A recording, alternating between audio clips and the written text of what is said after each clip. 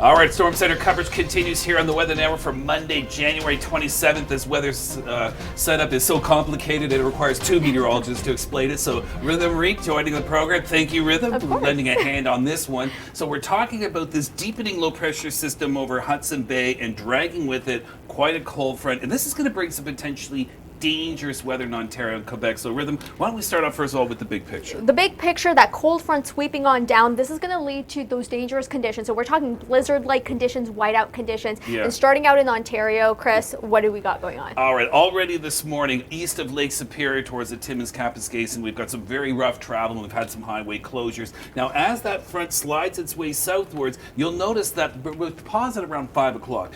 Toronto, Hamilton, Niagara, Ottawa, you are not in the snow, but the wind has already picked up. Further north, different story. Parry Sound, Muskoka, over towards the Ottawa Valley, that could be some rough travel, Grey Bruce. Now, look, there's the squalls. Right around the midnight hour, it could be near blizzard conditions, so at least you're avoiding the worst case scenario in the bigger cities in the south. It's not coming through the evening rush, but for those who are driving late at night, this is going to bring in some very white-knuckle conditions. So that's what we're expecting. By tomorrow morning, the worst of the wind, the worst of the snow is done. How about Quebec? Quebec, similar type of a condition because that cold front is sweeping on down. So what we have through the afternoon is the squall that sets up. What's so interesting about it is that this squall is setting up off of Lake Superior. So you can kind of take a look how far it's going to be extending. As we go into the midnight hour, that's when we're going to see that heaviest snow right along regions of Montreal. Montreal gets into that snow right around that 8 p.m. time frame, but you have those strong gusts throughout the day today. Indeed. And as we head into your tomorrow morning, everything tapers off. The winds will start to weaken, but in terms of how much snow we will see, it's not a lot when we take a look down towards Montreal, close to 5 centimeters, but those whiteout conditions around that 8 p.m. time frame, that's going to be the big story in those higher elevations, seeing upwards of possibly 15 centimeters. This is a case where the poor visibility trumps the amounts. Same story across the north. Now, certainly significant amounts on the east side of Lake Superior, so great call to shut down those highways, and we might see more of that happen, potentially even through the Muskoka region.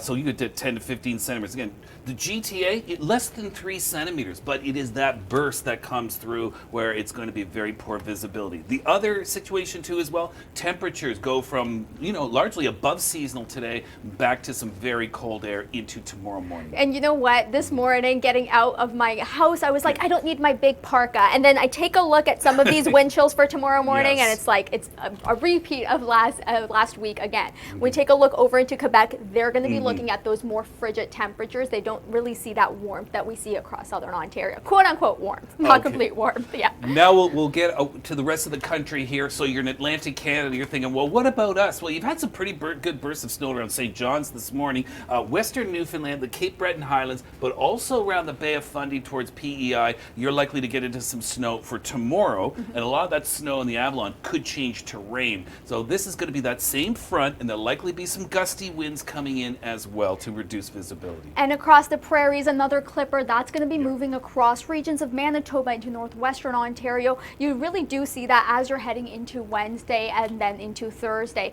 And that is going to be all thanks to this setup, Chris. Yeah, it is, absolutely. So it's been so dry in January through the southern British Columbia, Vancouver. It's one of the driest Januaries we've had because the storm track has been steering everything to the north, to the Yukon, the Northwest Territories, the Northern Prairies. Well, that is about to change as we get in towards the weekend. We'll note a big trough moving out towards the Pacific, bring in colder air, and we could be looking at a bit of a different setup for eastern Canada. Maybe instead of clippers, we could be talking about Colorado lows and Texas lows. These are often those big winter storms. But before we get there, how about in Vancouver? This is a welcome sight, bringing some rain. Absolutely. That high pressure system, that starts to move on out as we head into early February. So that's a little bit of a sneak peek into your early February outlook. You get more of that active storm track, and then because of that, take a look over into Calgary. Those downsloping winds finally shut down, and then as you're heading into the first week of February, well, those frigid temperatures make a nice little return.